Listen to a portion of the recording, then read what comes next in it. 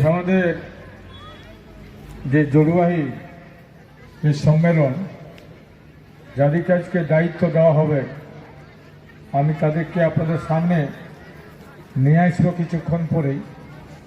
আজ যে সম্মেলনটা হইল, যারাকে ঝাড়গ্রামের দেখাশোনার দায়িত্ব দেওয়া হচ্ছে, এইখানে এখনই কিছুক্ষণ পরেই ডাকবো। তার আগে কয়েকটা কথা বলছি। আপনারা যারা দাঁড়ায় আমার বক্তব্য শুনছেন, অবশ্যই চাইছেন, ভিতরে অনেকের ভিতরে কিছু ক্ষোভও আছে যে তাই তো কর্মী আন্দোলন যদি একটা হয়, তাহলে কর্মী আন্দোলনে ভাগ কেন হচ্ছে। অনেক লোকের প্রশ্ন আছে, আপনারা বলুন কি না বলুন। আমার কাছে কিছুদিন আগে আমার এইখানে যারা কুরবানি করে অনেকেই গেছিল, বলছে দাদা কি করে এক করা যাবে। আমি সাদরে তারাকে গ্রহণ করব। বান্দোয়ানে মিটিং হইল, আমাদের এইখান থেকে রাজেশ ভাই গেল, অশোক গেল, শিবাজি গেল, আর সিধু বলে একজন আছে দোকান করে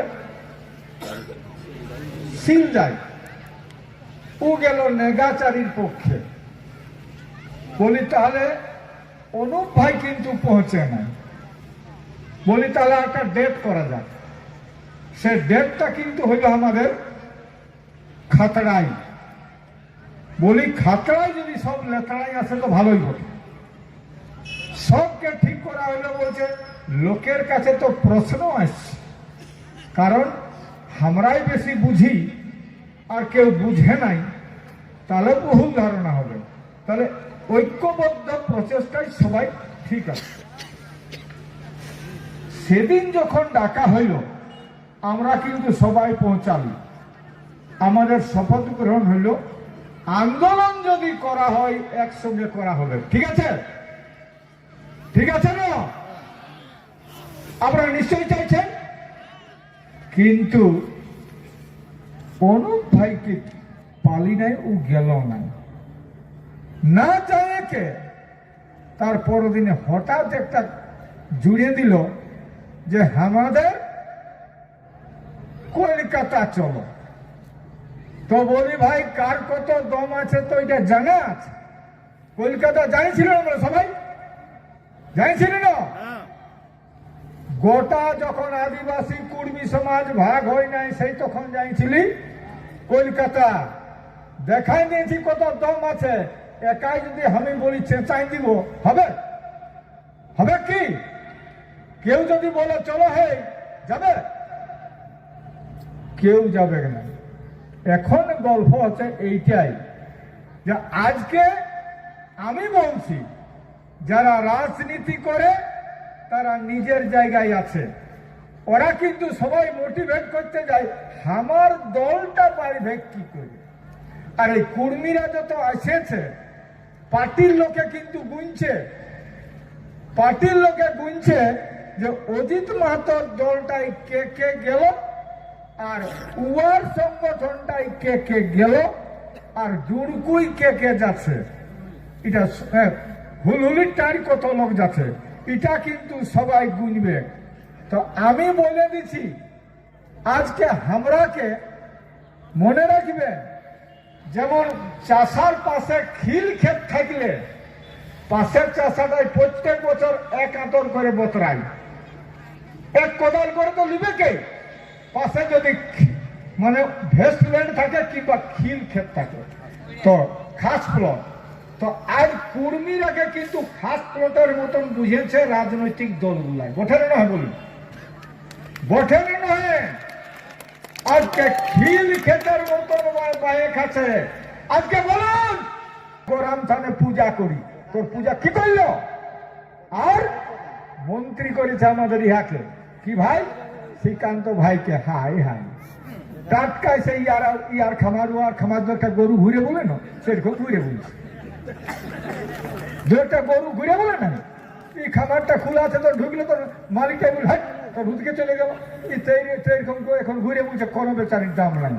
আমি বলেছি আরে তোর মতন ছেলে আজকে শ্রীকান্ত ভাই, তোর কাছে আমার অনুরোধ, পার্টি করলে দিন চলে নাই, পার্টি করে দিন চালাবার জন্য করে নাই, নিজের মর্যাদা আছে।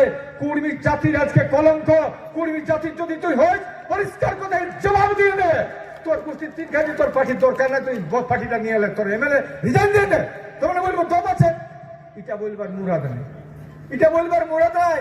তুই কি খাবার ঘর কন্যা করার জন্য যাইছিস? ও বলছে আমি এবার কোন টিকিটটা পাবো, ওর বউকে এবার এমপি দাঁড়াবার জন্য চেষ্টা করছি। বলো না ভালা,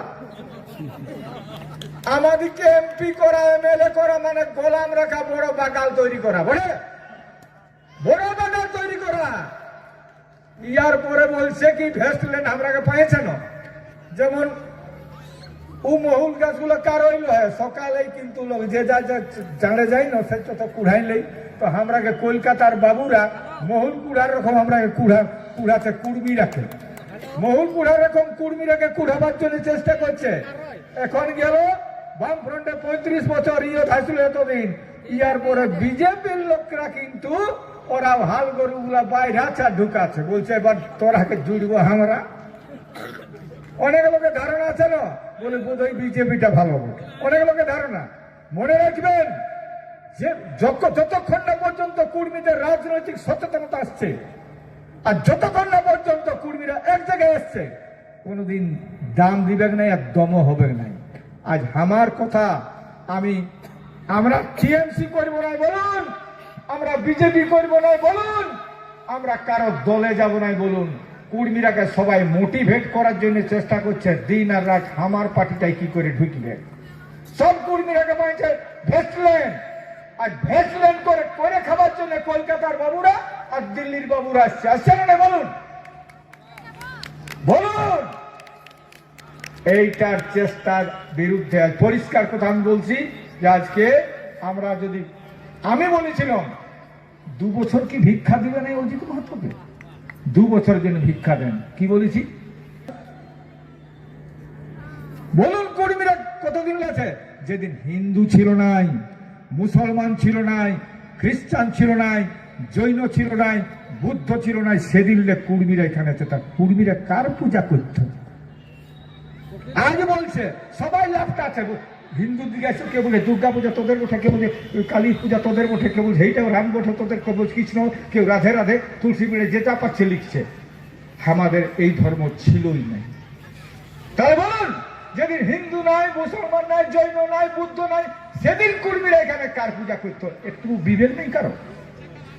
বলুন, কত এনথ্রোপোলজিস্ট আছে, কত সোসিওলজিস্ট আছে, কত নৃবিজ্ঞানী আছে, যারা এই সমাজ বিজ্ঞানী যারা আছে, তাদের বোঝা দরকার যেদিন হিন্দু, মুসলমান, খ্রিস্টান, বৌদ্ধ, জৈন কেউ ছিল নাই, সেদিন কর্মীরা এখানে। এরা সাধারণভাবে সেন্সাসে বলছে 52 পিঢ়ি কর্মীরা এই এলাকায় আছে। 52 পিঢ়ি কোন ধর্মই ছিল নাই। আজকে আমরা কেনে যাব লোকের ঠিক ধর্ম মাইতে? আমারটা গ্রহণ করুক, আমারটা। আমরা আজকে বলছে রাম মন্দির প্রতিষ্ঠা করছে না, কোন ধর্ম প্রতিষ্ঠা করতে যাচ্ছে, কোন ধর্ম প্রতিষ্ঠা করছে। আরে সেদিনটা পাইরাইন গেল, কি পাইরাইল? লকডাউন। কিসের? কি রোগে? করোনায় লকডাউনে সব মন্দিরগুলা বন্ধ হয়ে যাইছিল, হয়েছিল। যদি 3 বছর নয় 3000 বছর মন্দির বন্ধ থাকলেও লোকের কোনো যাবে নাই, যাবে। 3000 বছর যদি মন্দির বন্ধ থাকলে, আমি যদি না মন্দিরে যাই, কোনো কিছু হবে নাই। কিন্তু বলুন, আজ কর্মীরা যার পূজা করে সূর্যদেব যদি এক মুহূর্ত, 1 সেকেন্ডের যদি সূর্য বন্ধ হয়ে যায়, কেউ বাঁচবে? কেউ বাঁচবে? তাহলে বলুন, তাহলে সেই প্রকৃতির পূজা করে আমরা সেই প্রকৃতির পূজা করি। আজকে গাছপালা, নদী, চাঁদ সূর্যের পূজা করে আমরা, তো প্রকৃতির শুধু আমরা করি নাই, প্রকৃতির পূজা করে আজকে সমস্ত আদিবাসী যাইতে। আমাদের সঙ্গে কোন আদিবাসী আজকে যারা ঝগড়া করাই দিচ্ছে, তারা কেউ বলে দেন আমরা কারোর সঙ্গে ঝগড়া করতে চাই নাই। আমরা কোন সাঁওতাল মুন্ডা ওরাং এটা কারণ এগুলো কেউ করছে কেউ করাচ্ছে পরিষ্কার কথা। একদিন এইখানে উঠেছিল মাঝি মাহাতো ভাই ভাই, এইখানে কোথায় গিয়েছিল মাঝি মাহাতো ভাই ভাই। আমরা আজও বলছি সেই কথাটা, বন্ধু আদিবাসীরা এখানে মূলবাসীরা আমরা কিন্তু এক জায়গায় আছি। এই প্রকৃতি বাঁচবে একমাত্র আদিবাসী ধর্মে, আদিবাসী পূজা, আদিবাসী পার্বণে, আদিবাসী জীবনযাত্রায়, আদিবাসীর দৈনন্দিন জীবনযাত্রায় আমাদের কর্মীদের আদিবাসীদের যে জীবন বৈচিত্র্য পরিষ্কার কথা, সেইখানে আমরাই বাঁচাতে পারবো পরিবেশকে, পৃথিবীকে। তাই আর ইয়াং ছেলেগুলো তৈরি হয়ে যাও, ইয়াং ছেলে তৈরি হয়ে যাও। ওইখানে যে যে পার্টি আসবে গায়ে ঢুকাও ওকে, আর ঢুকাই যে ওরা চালা ওইখানে ওকে ঠিক করতে হবে। ওইখানে বাধক আছে, আর মদ দিতে আসছিল তাকে বেশি করে ওকে মদটা দিয়ে দাও জুতাইকে। তো বন্ধু আগামী যে দুটা দিন আছে ইম্পর্টেন্ট, একটা হচ্ছে 5 আর 6, সেটা হচ্ছে আমাদের মুরগুমা। ওই দিন আমরা ঠিক করব কত গাড়ি কোথাও হচ্ছে, ওইটার হিসাব নিকাশ করে আপনারা যাবেন, লিস্ট দিবেন আপনারা কোন গালে কত গাড়ি হচ্ছে, কোন ব্লকে হচ্ছে, কোন জেলায় কত গাড়ি হচ্ছে, ওইটা হিসাব দিবার বটে। ওই আমাদের ধরম জড়ুয়াই। আর আমাদের হুলহুলির টাইমে 8, 9, 10, 8, 9 হবে ঘাড়ুয়া, ওটাকে আমরা বলেছি কুড়মালিয়া ঘাড়ুয়া। 8 আর 9 মানে ইনডোর মিটিংটাকে ঘাড়ুয়া মিটিং বলেছি। আর 10 তারিখ হবে ওপেন মিটিং, যা সিদ্ধান্ত হবে সেইখানে। আর আমরা সমাজকে নিমন্ত্রণ করেছি, যত পণ্ডিত লোক আছে সমাজ সম্পর্কে যারা চিন্তা করছে। আর মা বইটাকে বলবো আপনারা হাল ধরার চেষ্টা করুন। কেনে বেটা ছেলেদের বেশিরভাগ মদ খাচ্ছে, বিটি ছেলে কিন্তু এখনো শিখে নাই। যদি বিটি ছেলে মদ খায় যদি শিখেছে, আর সমাজটাই থাকবে, সমাজটাই থাকবে নাই গো। এই জন্য বলছি এখনো বতর আছে, তোমরা সমাজটাকে সুধার করো। নিজের বেটাটাকে ঠিক করতে নাই পারবে, এই ঠান্ডার দিন বটে গো।